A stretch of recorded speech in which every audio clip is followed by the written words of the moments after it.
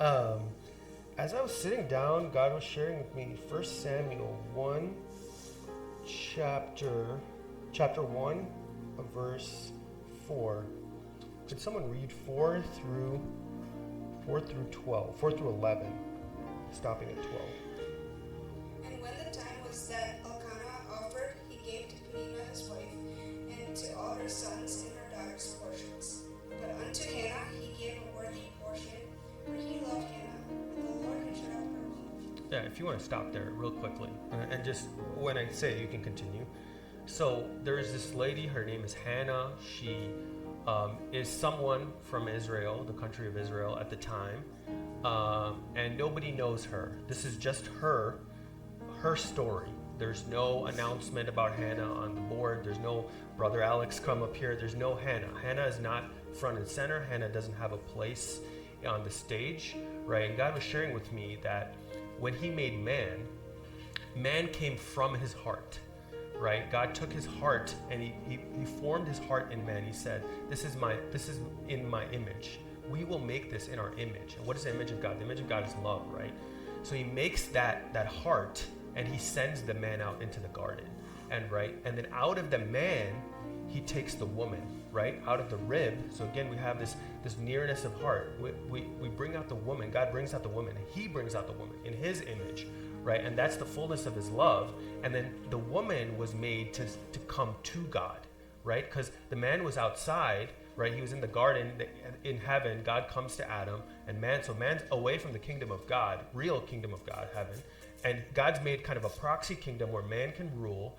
And then he comes and Eve is in that kingdom. And Eve's first person that she really knows is Adam, whereas Adam's first person that he really knows is God.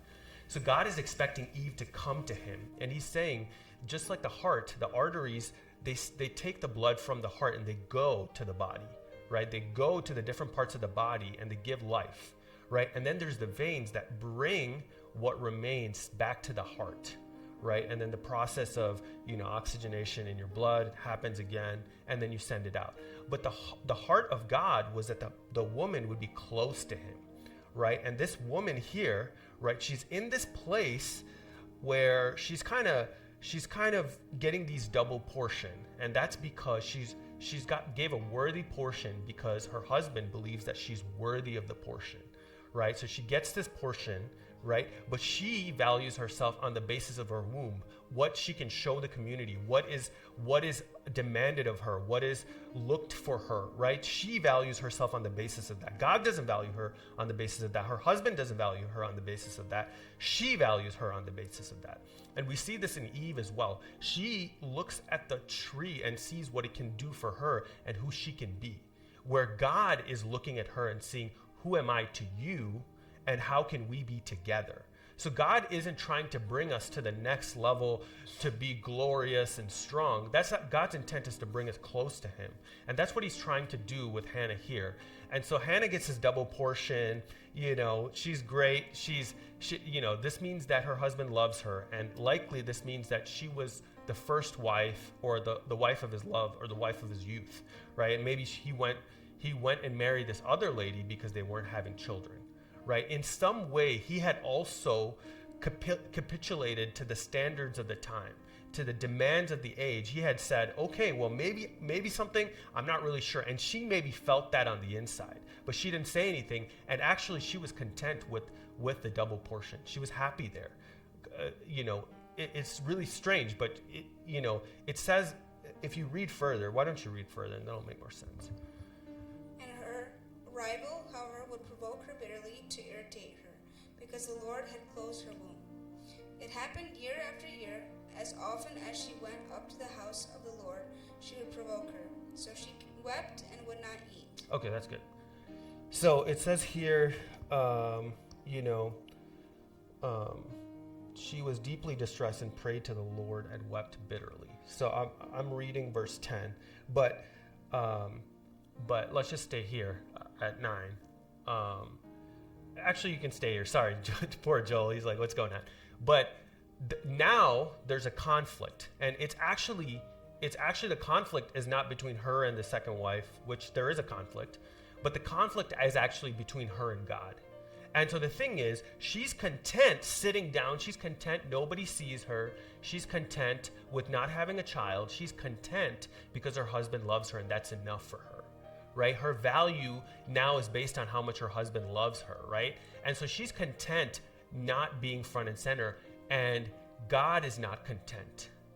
So the underlying part of this story is that God is not satisfied with where Hannah is, but Hannah is, right? So God called Hannah to a certain place, a certain position, and God brought her. It says that Isaac, when Rebekah wasn't having a child, Isaac went to the Lord in prayer, and God granted the child to them, right? So there was a relationship between Isaac and Rebekah, and a relationship between God and them that brought the fruition, right?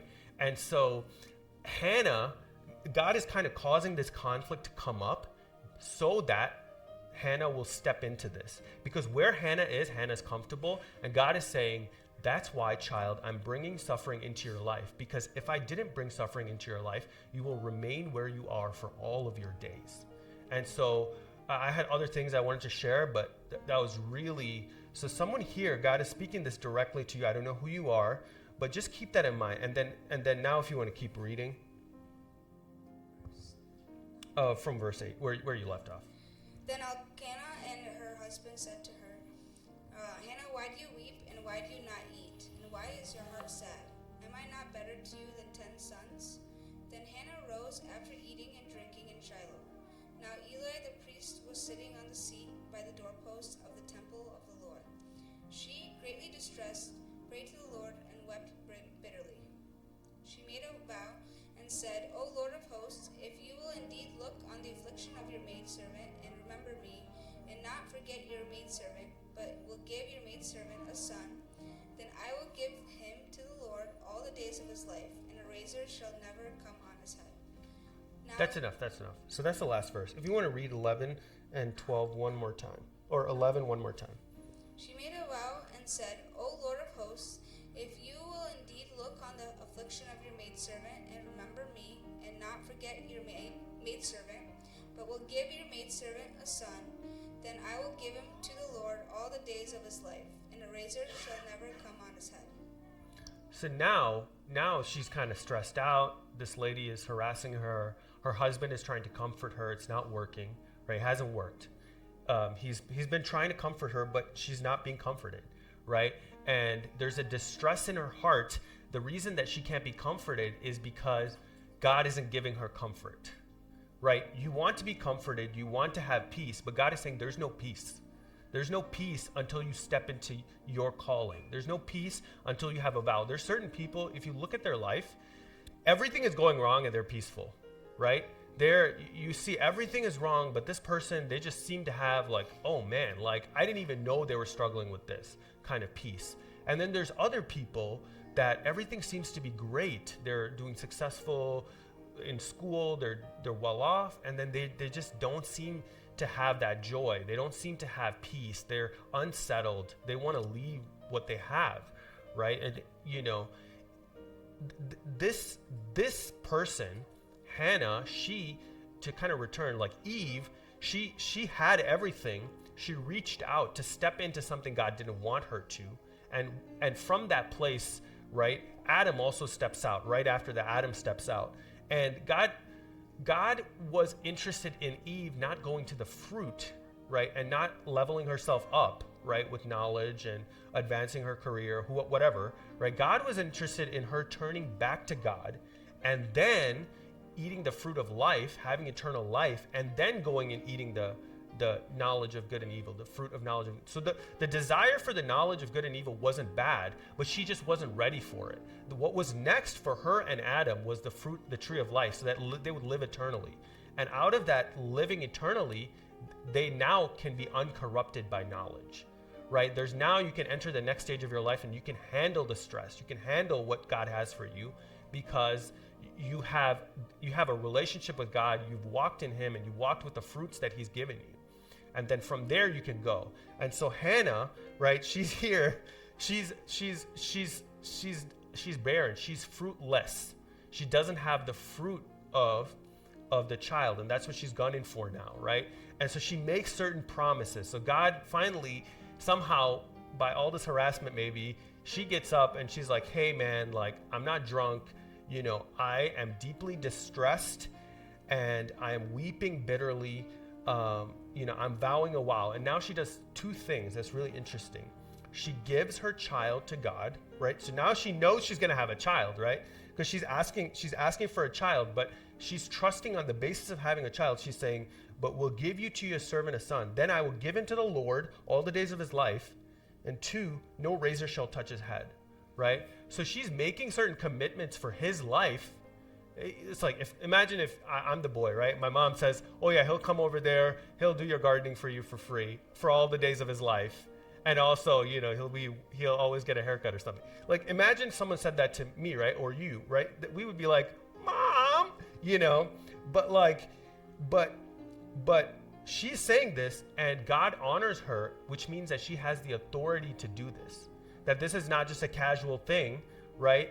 Oh, like she said it, God says, okay, I'll give you the child, but don't worry about the other 2 things. No, this is why God pushed her in this place. Because now he knows, I'm going to push you and you're going to get so distressed. You're going to promise me a couple of things and I'm going to cash in. I'm going to cash in on that. And when I cash in, then Israel will have Samuel, and then Israel will have a king Saul, and then Israel will have a king David, and out of that legacy, there will be a Jesus to come who dies on a cross. Everyone will be saved. So Hannah, it starts with you here. It starts with you now in the presence of God when no one sees you, in your worship, in your prayer, in the promises that you make to God. And he's saying that very clearly, that you have sat in your seat. You haven't even spoken up because you don't believe you can. And God is saying, no, this whole thing is for you. This whole thing is coming through you. You are thinking that you're not part of the process when God is saying you are the process. I'm working on you. The pain and the distress that you're experiencing is for me and my glory to come through you. And so this was kind of, I was sitting and this is kind of what he said. So every time you have a chance to participate in something that God has for you, step into that. Because Hannah could have made this vow without all the suffering. Hannah didn't need to, Hannah didn't need to be harassed, right?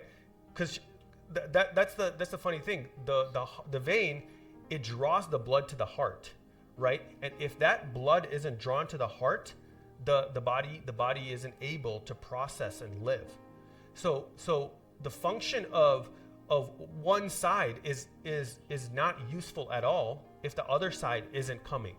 So there's a cycle, there's a circular cycle that happens that both parts have to have the equal weight, right? So that what God wants to do can be done, right? It's not about Hannah, it's about Jesus to come for everyone who's suffering, all the children who don't have fathers, right? You're being adopted into this family. So that was that. I mean, if you guys want, I could go into Luke 15 okay. So just keep that in mind.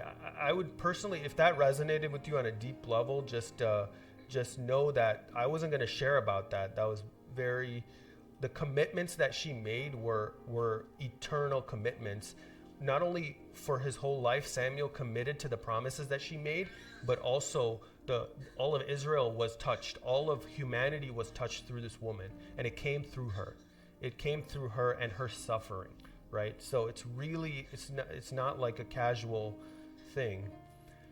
Okay, all right. Luke chapter 15, really quick.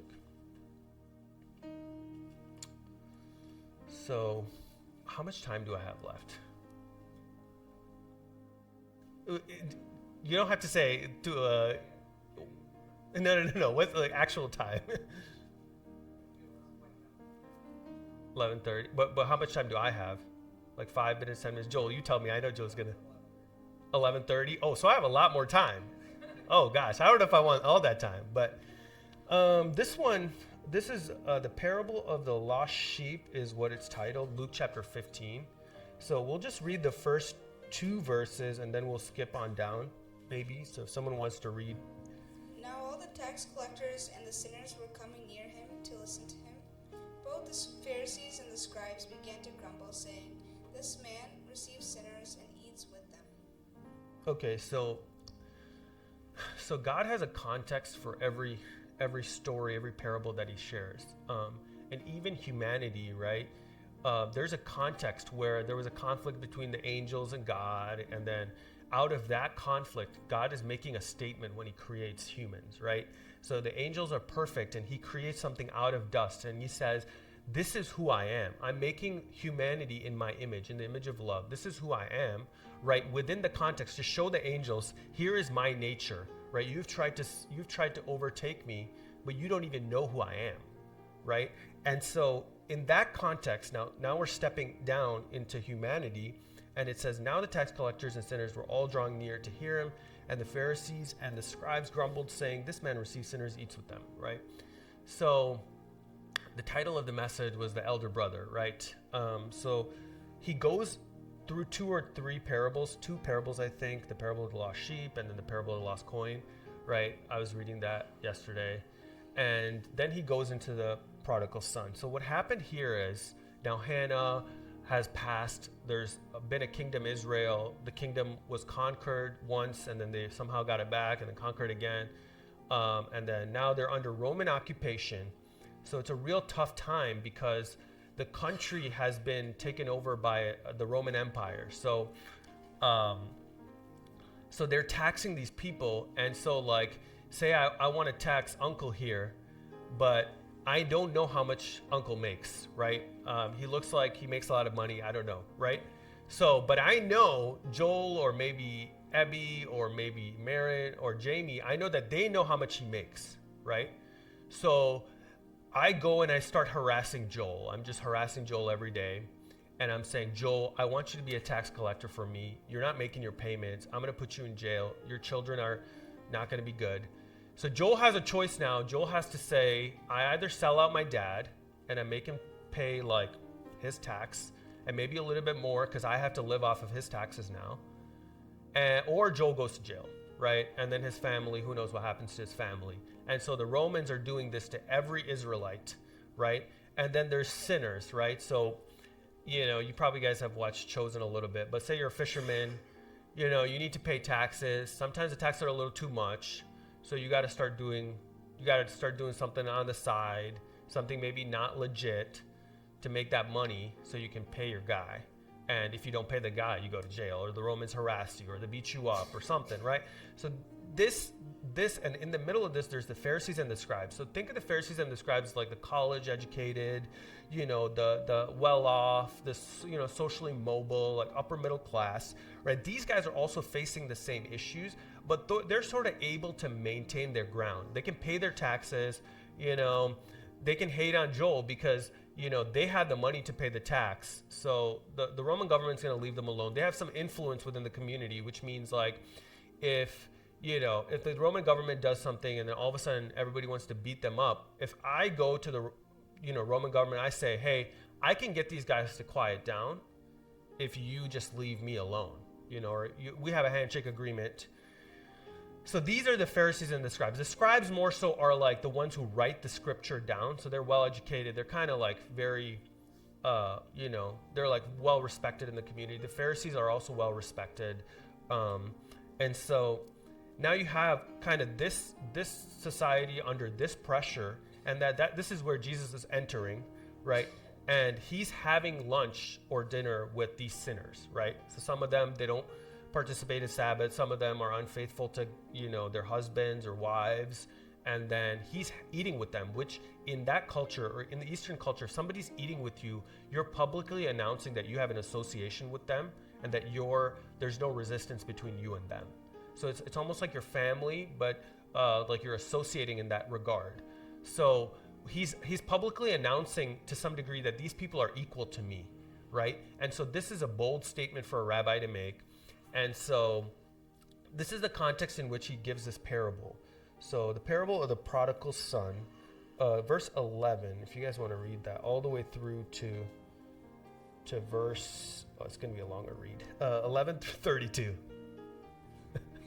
You can switch with that if you need. Yeah. And he said, a man had 2 sons. The younger of them said to his father, Father, give me the share of the estate that falls to me. So he divided his wealth between them. And not many days later, the younger son gathered everything together and went on a journey into a distant country. And there he squandered his estate with loose living. Now when he had spent everything, a severe famine occurred in that country, and he began to be impoverished. So he went and hired himself out to one of the citizens of that country, and he sent him into his fields to feed swine. And he would have gladly filled his stomach with the pods that the swine were eating, and no one was giving anything to him. But when he came to his senses, he said, "How many of my father's hired men have more than enough bread? But I am dying here with hunger. I will get up and go to my father, and will say to him, 'Father, I have sinned against heaven and in your sight. I am no longer worthy to be called your son. Make me as one of your hired men.' So he got up and came to his father. But while he was still a long way off, his father saw him and felt compassion for him, and ran and embraced him and kissed him. And the son said to him, 'Father, I have sinned against heaven and in your sight. I am no longer worthy to be called your son.' But the father said to his slaves, 'Quickly bring out the best robe and put it on him, and put a ring on his hand and sandals on his feet. And bring the fattened calf, kill it, and let us eat and celebrate. For this son of mine was dead and is come to life again. He was lost and has been found.' And they began to celebrate. Now his older son was in the field, and when he came and approached the house, he heard music and dancing. And he summoned one of the servants and began inquiring what these things could be. And he said to him, 'Your brother has come, and your father has killed the fattened calf, because he has received him back safe and sound.' But he became angry and was not willing to go in. And his father came out and began pleading with him. But he answered and said to his father, 'Look, for so many years I have been serving you, and I have never neglected a command of yours, and yet you have never given me a young goat, so that I might celebrate with my friends. But when this son of yours came, and who has devoured your wealth with prostitutes, you killed the fattened calf for him.' And he said to him, 'Son, you have always been with me, and all that is mine is yours. But we had to celebrate and rejoice. For this brother of yours was dead and has begun to live, and was lost and has been found.'" Yeah, so we usually hear about the younger brother, the prodigal son, right? What's interesting, though, is that when you think about this, Pharisees grumbling about him eating with sinners, this is actually Jesus' response to the Pharisees, right? Because Jesus is eating with the sinners, right? He's hanging out with maybe a prostitute, right? And if you have to hang out with the prostitute lives in the brothel. So you actually have to go to the brothel, because a pimp is not going to allow her to just walk around wherever she wants, because she could run away, right? So to control her, he locks her in the brothel. So like for Jesus to be associating with prostitutes, he has to be going down around that area, right? At least around that area. Maybe now he's, who knows? But the Pharisees don't like that, because now Jesus is making these associations, right? He's hanging out with these people. What are people going to think? What are they going to say? How are they going to feel? Who knows, right? So Jesus is responding to the Pharisees saying, these guys, they're not even living right. They're not paying their taxes. They're not going to church on Sundays. They're working on Sundays. They're not doing anything right. You're associating with them. And Jesus is now bringing this parable to respond to them. And so in regard to this, the angels, they were perfect. They had perfection in their hands, right? And then they rebel. And so God brings this imperfect being, right? And now you have, in the same contrast, you have the prodigal son who's run away, who looks bad and who's imperfect. And then you have the elder brother, right? And now this guy he's looking good. He's got the resume. He's got everything figured out. Mom and dad approve of him. Maybe he married the girl they wanted, XYZ. No, I'm not making any judgments here. Oh God. I'm just following the text, right? The older brother in the culture had a lot of responsibility to bear, right? He didn't have much of a choice. So he was kind of stuck in this position where the younger brother could do whatever he wanted, got a little bit more love, you know what I'm saying? So he could be a little bit more free, and he took advantage of this. And he said is essentially when he says, like, give me my portion.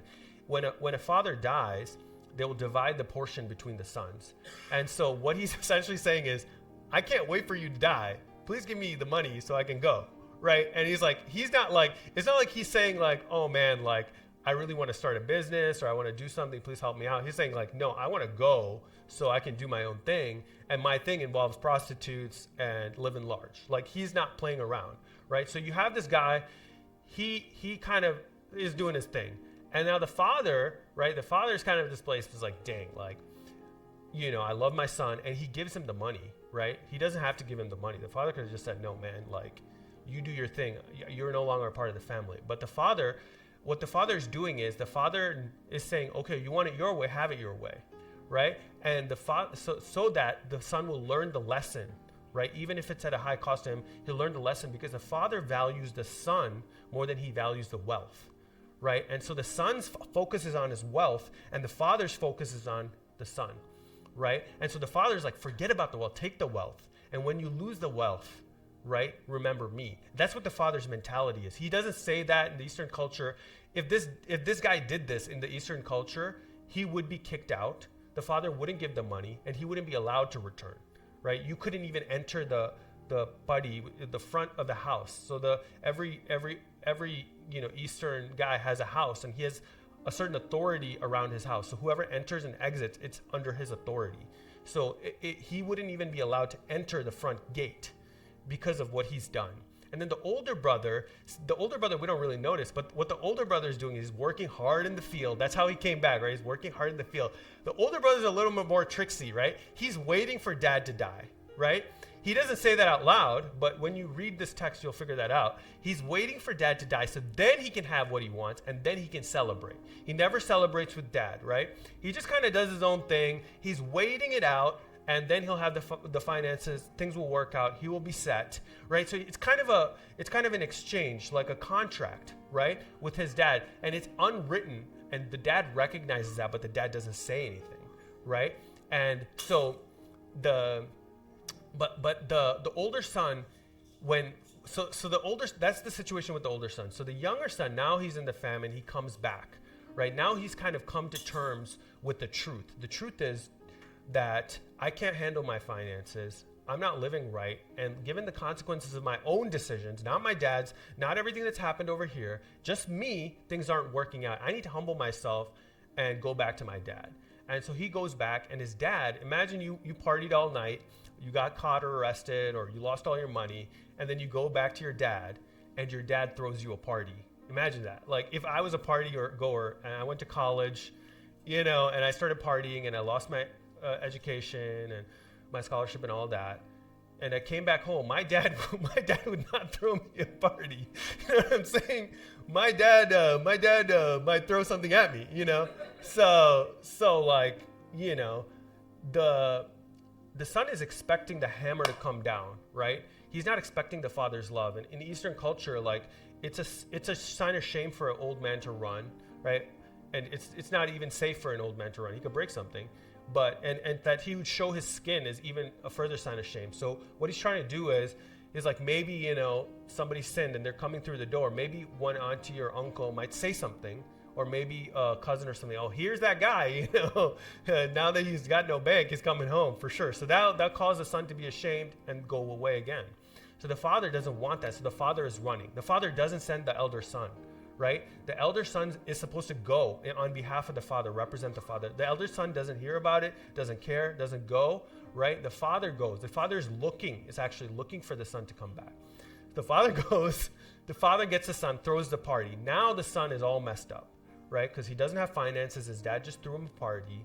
And now what the dad is trying to tell him is, right, you saw this work, right? I gave you work to do and you weren't pleased with it. That's what this is all about. It's work. I gave you this work to do. You weren't pleased with it. You wanted to party. You wanted pleasure and joy, right? You weren't satisfied. So you went and you did your own thing. And now, when you come back, I want to show you what true pleasure, true joy is, to celebrate with your family, to throw a party with your family, right? The people that are invested in you, those are the people you want to party with and celebrate with, right? Because they have a stake in your life. And so when you go up, they go up. When you go down, they go down. And they're with you, right? They're with us.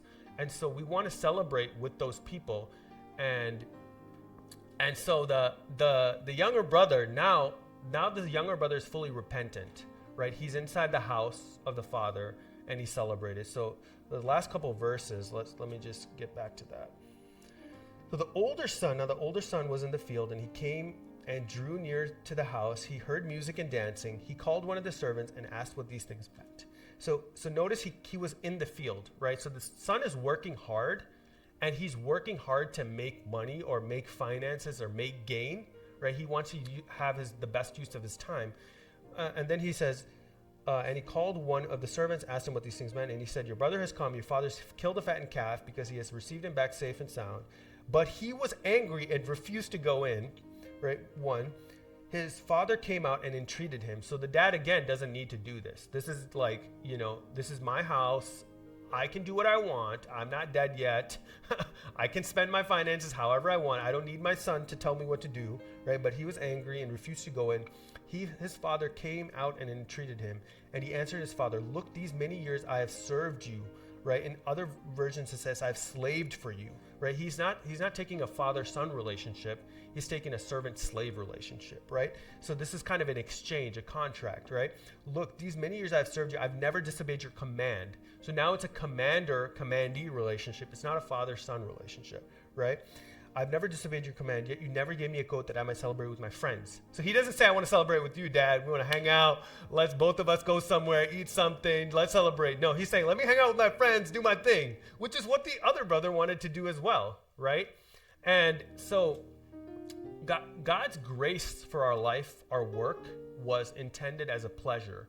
That Adam was made to be in the garden and tend to it and have the fruits of it. So it was meant for our pleasure, our gain, in terms of not just physical gain, but an emotional satisfaction and a relational connection with the Father. So if Joel is working, I know Joel, so I feel like I can pick on him. So when he works with a certain person who's above him and certain people that are around him.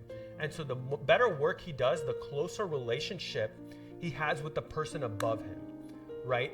And so the person above him values him on 2 things. 1, on the basis of that relationship, and 2, on the basis or the merit of his work, right? And this is a purely financial thing. If they stop paying Joel, he might work for a couple of days or so. He starts applying elsewhere, gets a job. So if he doesn't get paid, this relationship has no meaning for Joel, right?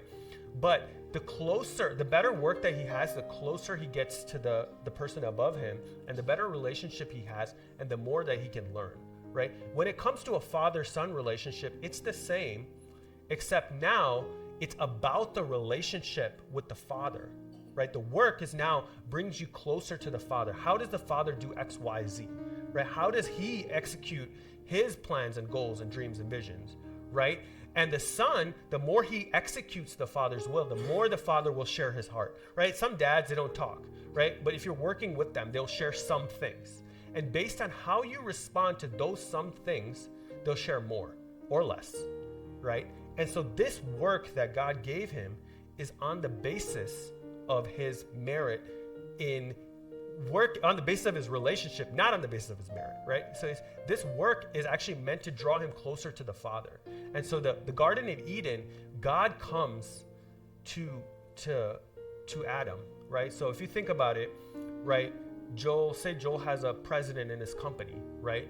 Now, if Joel's president wanted to meet with him, what Joel's president would likely do is just send him a message, say, hey, I want to meet with you. Could you come where I'm at? Take a flight or whatever. And Joel will say, oh shoot, my president's, I'm really building relationships in this company, right? I'm about to go, he's going to run over there, and wherever if his president is in Paris, he goes to Paris. If his president in Tokyo, goes to Tokyo. President's, in Arkansas, he goes to Arkansas. He doesn't care because his president is there. But in the story of Adam and the garden, God comes into the garden, right, in the cool of day. So Adam is done with his work, and then God walks into the garden. He's not in heaven, he's in the garden, and his focus and attention is on Adam, right? So, and then God and Adam have this time in the cool of the day. So they've done the work, and now he can talk with Adam, right? This is a way that the Father is trying to relate to the Son, right? And so the work that the elder brother was doing, he was doing apart from the Father.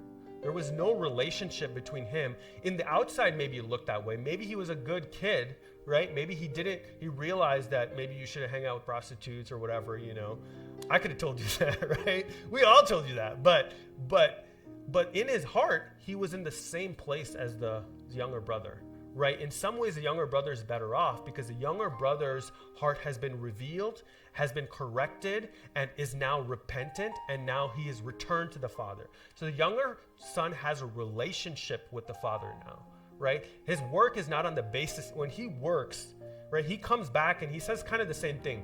I am not worthy to be like one of your servants. Please just, to be your son. Please just hire me as a servant, right? So he's going back to the same kind of work mentality. He's like, just hire me as your servant. I'm not going to be any trouble, right? I'm not worthy to be your son. Why? Because his assumption was that the father and his relationship was based on his merit, what he did and accomplished and did X, Y, Z, right? But the father wasn't interested in that, right? You know, if it was merit, the second son wouldn't have made it at all, right? The story is about God overcoming the merit and giving him the seat at the table anyway. And so the older son, he has a seat at the table, but he doesn't know the value of the seat that he's sitting on. He has a seat at the table, but he doesn't value the seat, value the table, right? He doesn't value the relationship with the father. The father will pass away and he will sit in that seat, but there's no joy. There's no fullness of joy in his work. Right? There's no relationship between him and the father in his work. There's no learning and growing into his relationship with God in his work. And frankly, his work is just dry. He's not happy about it. He's not satisfied. He feels like he's a slave. He feels like he's a servant. And what God is saying is, you are in work. You're in work mode when you're in work mode and you don't invite me into it. I'm not a part of your story. You come to church on Sundays. You do your own thing. And those two things have nothing to do with each other. And now you're dissatisfied and you're wondering why. You know, and God's saying, okay, you're doing your work, and some of you are doing your work very well, like the elder brother, but you're not relating to me. There's no relationship between me and you and the work. And so it's sad to see that the older brother doesn't celebrate, right? He doesn't celebrate with his family. He doesn't celebrate with his brother who just came back. You know, maybe this brother could have died out there, right? So if your brother is about to die out there, he comes back, now you're mad at him, right? It doesn't make sense. And then the father, right? The father maybe is like a little bit older now. Maybe he's about to pass away. So this is the father's last chance to kind of reconnect with the son, have a good family bonding time, you know, and that's just not present there because the son isn't interested in that. The son isn't really, he's about his work, right? He's working in the garden. And so he's working in the field, out in the field where it's hot. And he wants to celebrate his time with it says here, he says it, you know, you never gave me a young goat that I might celebrate with my friends, right? The young elder brother could have asked his dad, hey, you know, could you give me a goat? Let's all eat together, right? Let's have a meal, right? And he could have gotten the fattened calf, right? He could have gotten the best one. Now he has to wait until the next one comes up, you know? So the son, his relationship to his father was purely obligation, purely contractual. And what God is saying is, you know, you're the elder son, you Pharisees. You're the elder son, you scribes. You're the elder son. You're doing these things right, but you and I, we don't have a relationship. And we need to reconnect for there to be something between us. And then everything I have is yours. So the advantage of staying in the seat that God has for you is that everything that he had was his, right? He didn't work for somebody, things didn't work out, things got messed up, and now he's at a bad financial place, right? That's what happened to the younger brother. He's gotten to a place where now everything that his father owns is his, which means that financially he's an equal to his father. Financially, he's reached to a place of commitment and to a place of authority where what he's holding, he has full command over, right? And I think that's kind of where I'll leave things off. Like, Jesus is saying to the Pharisees, okay, you know, you do your tithe, you do all the things right, you know, you're working great, your work is working out, but where are you with me, right? Where are you with me? And how are you sustaining what you have? Are you sustaining it through slaving and serving somebody else? Or are you sustaining it through relationship with me and working with me? And just encouraging me to encourage you guys. Sometimes, some days, there's been days where I have prayed before I start the day, and I don't always do this, And I just commit my work to him. I'm like, God, could you go before me? You know, I'm not really feeling work today. Some things have happened yesterday.